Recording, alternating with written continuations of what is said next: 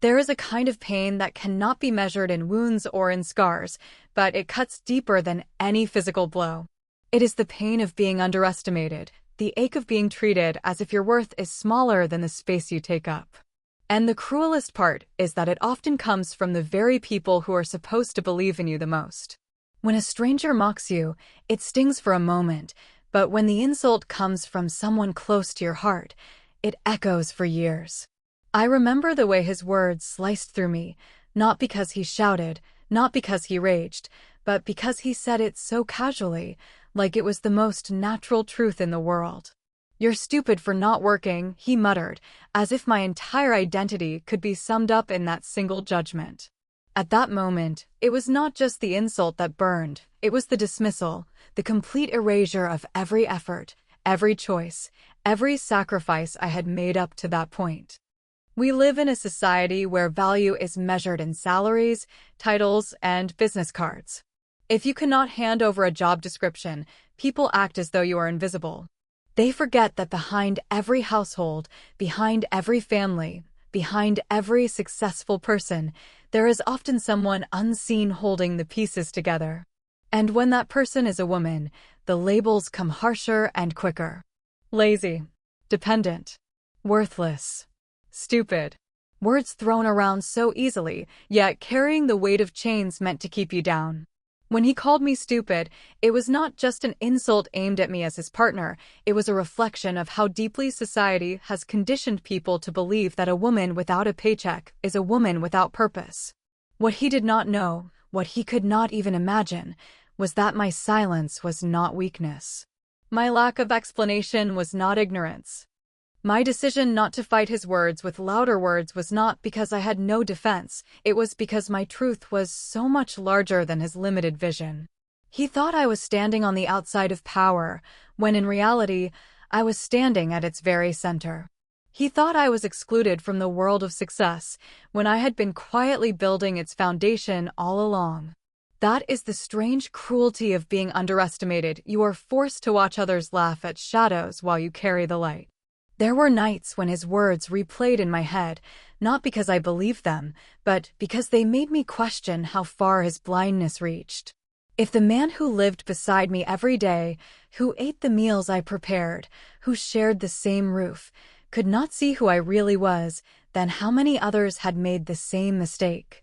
And yet, rather than breaking me, those doubts gave me strength. I realized that sometimes the greatest advantage you can have is being unseen, being underestimated, being pushed into the shadows. Because in the shadows, you are free to grow without scrutiny, you are free to build without interruption, and when you finally step into the light, no one can deny the brilliance of what you have created. The pain of being underestimated by someone you love is not just about the insult, it is about the betrayal. You expect a stranger to dismiss you, but not the person who has seen your struggles, who has watched you sacrifice, who has shared your life. Yet perhaps that betrayal is also a gift. Because when those closest to you fail to recognize your worth, it forces you to recognize it yourself. It pushes you to hold tighter to your truth, to stop waiting for validation, and to prove, not to them, but to yourself, that their words do not define you. And once you learn that, their underestimation becomes powerless. In every corner of society, worth is weighed not in kindness, not in patience, not in resilience, but in the crisp currency of salaries and the polished sheen of job titles. The question that people ask, sometimes innocently, sometimes with judgment, is always the same: what do you do? And behind that question lies a quiet scale where lives are measured, where respect is distributed according to paychecks, and where silence is often mistaken for failure. If you cannot list an occupation that sounds impressive, the world lowers its gaze, its voice, and its estimation of who you are. It is not about whether you are intelligent, creative, or capable. It is about whether your work is visible, whether it can be categorized, and whether it can be paraded before others like a badge of honor. I have seen how society praises the man in a suit who leaves home every morning with a briefcase, even if he is drowning in debt, even if his life is unraveling behind closed doors. And I have seen how the woman who stays behind, holding the family together, is dismissed, her labor invisible, her value overlooked. The obsession with labeling worth through jobs has grown so strong that it blinds people to the truth that contribution comes in many forms. A homemaker, an artist, a dreamer, a caregiver, each plays a role that cannot be reduced to a line on a resume. Yet, because the world cannot categorize these roles within its narrow framework, it calls them nothing. And nothing is the cruelest label of all. When he looked at me and said, "You're stupid for not working," he was not speaking only his own words. He was echoing the voice of a culture that teaches us from childhood that the job is the person, that without one, you are less than whole. That belief is so deeply ingrained that even those who love you may not question it, even when they know better.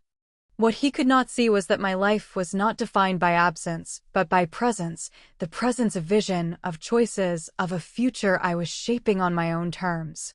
But society has a way of silencing such presence because it does not fit the mold. If the world cannot see your efforts printed on a business card, it chooses to see nothing at all. This obsession with labels is dangerous because it builds a hierarchy of respect.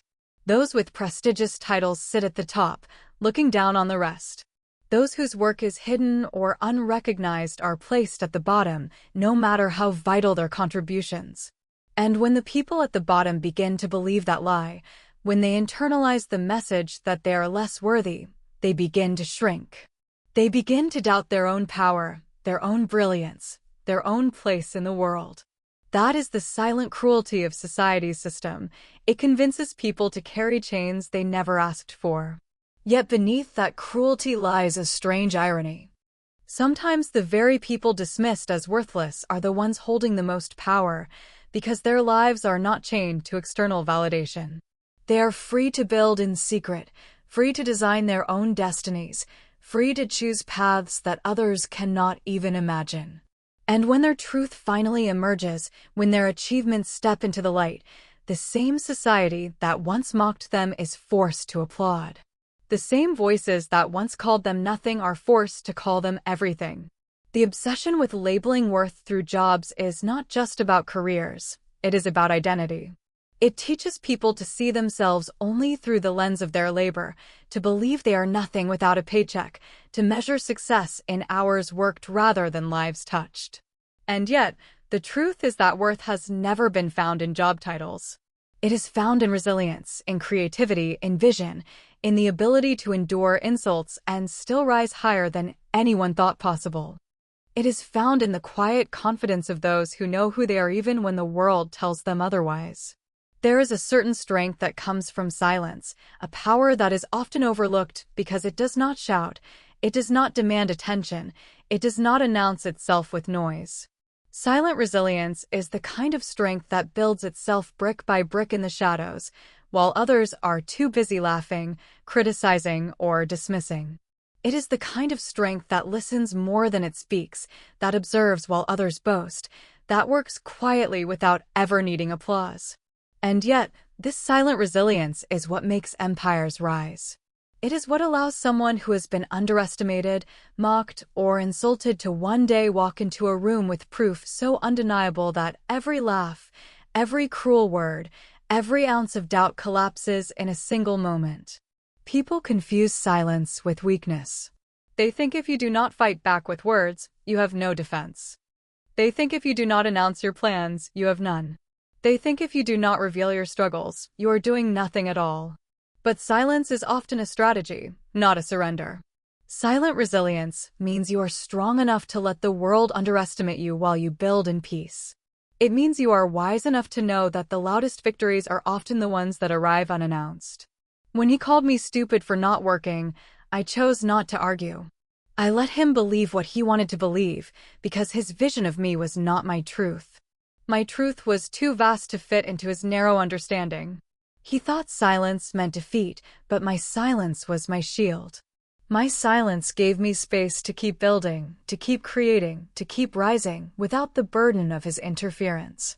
While he measured me against his idea of success, I was already shaping success on my own terms. Silent resilience does not crave validation, because it knows that validation will come on its own when the time is right. It does not waste energy trying to prove itself to those who are determined not to see. Instead, it focuses on growth. It focuses on progress. It focuses on the vision that burns quietly inside, even when the world calls it impossible. And when the work is finally revealed, when the silence gives way to results, there is no louder statement than that. Building power without announcing it is not easy. It requires patience in a world that constantly pressures you to prove yourself. It requires self-control when insults are thrown at you, daring you to break your silence. It requires faith in your own vision, even when no one else believes in it. But there is a certain beauty in that journey. Because while others spend their energy showing off, you spend yours building something real. While others waste time seeking approval, you save your time for creating something undeniable. And in the end, it is your silence that becomes your strength, your patience that becomes your victory, your resilience that becomes your story. Silent resilience is not about hiding forever. It is about waiting until your truth is ready to be revealed. It is about knowing that your success will speak louder than any defense you could have offered in the moment. It is about letting the world underestimate you so deeply that when the truth arrives, the shock is unforgettable. When the man who once called you stupid suddenly realizes you are the owner of the very firm he admires, it is not just a revelation, it is a transformation of power. His words collapse under the weight of your silence, and the strength you carried quietly all along finally steps into the light. There is always a moment when everything shifts, a turning point that separates the life you had from the life you are stepping into. For some, it comes quietly, like the dawn creeping in after a long night. For others, it strikes like lightning, sudden and undeniable, burning away every shadow of doubt. That turning point is the moment when hidden strength meets exposure, when the truth that has been buried beneath silence finally rises to the surface, and those who doubted you are forced to see what they never imagined possible. It is the instant when the narrative they created about you shatters, and your reality stands before them, stronger and louder than any of their words. For so long, I carried my strength in secret. I let the world believe its own version of my story, because I knew that revealing the truth too soon would only invite interference, jealousy, or sabotage. I let the man who mocked me for not working believe that I was dependent, fragile, and weak, because his ignorance gave me the freedom to move without his control. But the moment came when my silence was no longer necessary, when the work I had built in the shadows had grown too vast to remain hidden. That was the turning point. It was not just about proving him wrong, it was about stepping into the full weight of my truth. The turning point is not just about exposure, it is about confrontation. It is the moment when the person who called you worthless is forced to face the worth they never saw. It is the moment when every insult turns back on itself, when every cruel laugh transforms into stunned silence. It is the moment when the strength you have been holding inside bursts outward, undeniable, unstoppable, and irreversible. And once that truth is out, there is no way to return to the silence of before. That moment is powerful because it flips the balance of control. Before, they held the upper hand with their words, their judgments, their dismissal. But when hidden strength becomes visible, the roles reverse. Their power over you dissolves because the truth leaves no space for their lies. Their arrogance crumbles because your success has spoken in a way that no argument ever could. It is not just a revelation for them, it is a reckoning. When my strength finally stepped into the light, when the man who called me stupid realized I owned the very firm he admired, his face told the story better than any words. The disbelief in his eyes, the silence that fell over his tongue, the shock that froze him in place, those were the echoes of the turning point. It was the weight of reality crashing into his false perception. And in that instant, everything shifted. The man who once laughed at me could no longer look down on me, because the truth had raised me higher than he could ever imagine. The turning point is never just about proving one person wrong. It is about reclaiming your own story. It is about finally standing in the fullness of who you are, without apology, without silence, without fear. It is about recognizing that the strength you carried in secret was never for them, it was for you. And when you finally let it shine, the entire world must adjust to its brightness. The beauty of the turning point is that it does not erase the pain of the past, but it transforms it. Every insult becomes fuel. Every doubt becomes proof. Every dismissal becomes the backdrop against which your victory shines brighter. The turning point is where the underestimated becomes undeniable, where the mocked becomes powerful, where the silenced becomes heard. It is where the story changes forever, and those who once thought they knew you realize they never knew you at all. There is a danger in making assumptions about someone's life, in thinking you know their entire story when you have only seen a single page. People are quick to judge, quick to label, quick to reduce a person into a single word without pausing to consider what lies beyond the surface. The truth is, you never really know the battles someone is fighting, the sacrifices they have made, the strength they have carried in silence. That is why the lesson is so important. Never belittle someone whose story you don't fully know, because what you cannot see might one day stand taller than anything you imagined. When he looked at me and decided that my worth was defined by whether or not I had a job, he believed he was seeing the whole picture. In his eyes, there was nothing else beyond that fact, nothing more to me than the absence of a paycheck. He did not stop to wonder what else I might be doing, what I might be building, or what dreams I might be shaping in silence. He thought he knew my story because he saw one part of it, and he thought that gave him the right to judge the whole. But the truth is that a single chapter cannot reveal the ending, and a single moment cannot define a life. Belittling someone is easy. It takes no effort to insult, no wisdom to mock, no kindness to dismiss. But it takes strength to look deeper, to recognize that every person carries a universe of experiences you cannot see. When people belittle others, they are not just revealing their cruelty, they are revealing their blindness. They are exposing how limited their vision truly is, how narrow their understanding of human worth has become. And often, the people they belittle are the very ones who are destined to rise, because being underestimated gives them the freedom to grow without anyone noticing. What he did not realize was that while he mocked me, I was building something greater than he could imagine. He thought his words were reducing me, but they were only fueling me. He thought his judgment defined me, but it only sharpened my determination.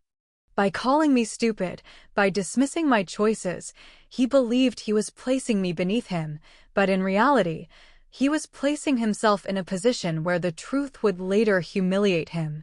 Because when someone belittles another person, they are not exposing weakness in that person, they are exposing weakness in themselves. The lesson is universal. You never know who someone is becoming. You never know what battles they have survived, what strength they have hidden, what power they are quietly shaping behind closed doors. You never know when the person you mocked yesterday will be the person standing in a position of power tomorrow. You never know when the story you thought was small will reveal itself to be extraordinary. And when that truth comes to light, the person who belittled will always be left in shame, because they revealed their lack of vision long before the truth revealed itself. Belittling is not just cruel, it is short-sighted. It focuses only on what can be seen in the moment, ignoring what might be unfolding beyond it. It forgets that people are not static, that they are constantly growing, constantly evolving, constantly rewriting their own stories. To call someone worthless today is to gamble with the possibility that tomorrow they will rise higher than you could ever reach. To call someone stupid for not fitting into your definition of success is to risk discovering that they are shaping a success you cannot even comprehend. When the truth finally came out, when the man who mocked me discovered that I owned the very firm he admired, it was not just a revelation of my strength, it was an indictment of his blindness. He had belittled me without knowing my story, and in doing so, he had belittled himself. His arrogance was stripped bare, his judgment turned back on him, his pride shattered by the weight of reality. And in that moment, the lesson stood clear: never belittle someone whose story you do not fully know, because what you mock today might be the very thing that humbles you tomorrow. Victory is often misunderstood. Many think it lies in proving others wrong, in gaining applause, in collecting recognition from those who once doubted you. But true victory is quieter, deeper, and far more powerful. It is not about standing on a stage and hearing claps from the crowd. It is about standing alone and feeling your own soul clap for you. It is not about forcing others to acknowledge your worth. It is about reaching the point where you no longer need them to. The ultimate victory is self-respect, because when you own it, no insult, no doubt, no dismissal can take it away from you. When he called me stupid, he thought he was stripping me of dignity. He thought his words could reduce me to the smallness of his perception. But what he never understood was that my respect for myself ran deeper than any judgment he could offer.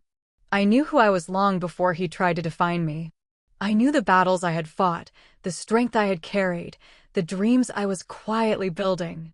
His words were sharp, yes, but they could not pierce the armor of self-respect I had forged through every sacrifice, every sleepless night, every quiet victory no one else saw. There is a freedom that comes when you stop chasing validation. The world is full of people desperate to be seen, desperate to be praised, desperate to prove themselves worthy of someone else's approval. But self-respect changes the game. When you respect yourself, you are no longer at the mercy of applause or silence. You do not crumble when someone mocks you, and you do not rise only when someone cheers for you. You carry your own worth, and it travels with you wherever you go.